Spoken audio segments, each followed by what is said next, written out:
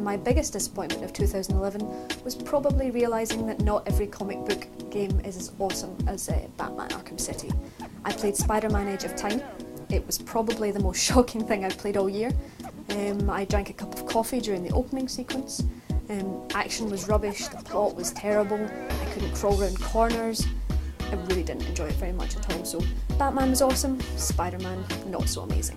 My biggest gaming disappointment of 2011 was Red Faction Armageddon. After the last game, which was very expansive and quite fun, they seemed to decide to set this one inside a giant's colon and paint it in entirely different shades of brown.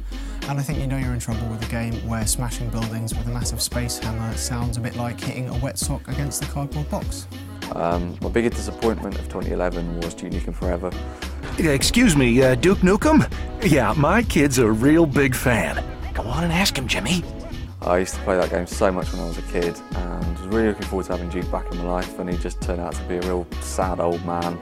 I was sort of spent half an hour playing with some poo in the toilets and it just set the tone for the rest of the game.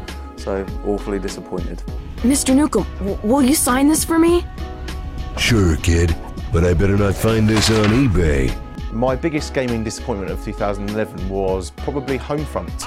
I actually don't think it was as bad a game as a lot of people made out. I think amongst the, say, top 10 or 15 shooters out there, and there have been a lot of shooters, it's pretty decent. The problem with it was that it was so ridiculously overhyped beforehand by a gentleman called Danny Bilson, who's the VP of THQ, and he built it up to be a AAA title on the same level as Battlefield and Call of Duty, and you know it plainly wasn't. It was a 7 out of 10 game, pretty fun game in parts, but once you create a product and you use those games to measure yourself up against, then you're always on, on a quest for failure, really.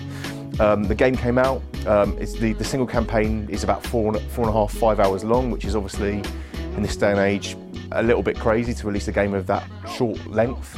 And the multiplayer just did nothing new, really, and I think that if you're not going to bring originality to that genre, to the shooter market, then you're going to struggle, and you know the real downfall was building up too much beforehand, and it suffered a little bit as a result. And obviously in the wake of that, a studio closed, a lot of people lost their jobs, and we're now waiting to see what Crytek do with that franchise in 2014, which is a long way off.